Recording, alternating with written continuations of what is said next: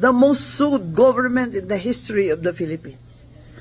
Yung grupo ni Justice Antonio Carpio, hinabla din namin si Speaker Romualdez, di ba, ng Mandamos, hinabla ng P3PWD.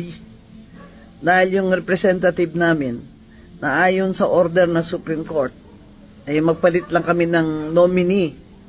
Hindi na ako.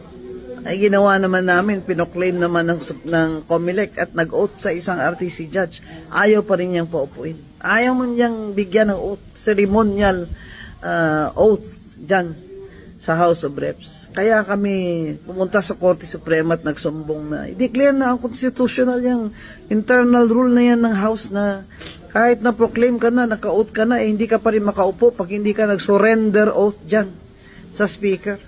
Abay, kung ganyan po pala, pwede po pala ang Speaker ay pwede niya mabito o mawalang bisa, boto na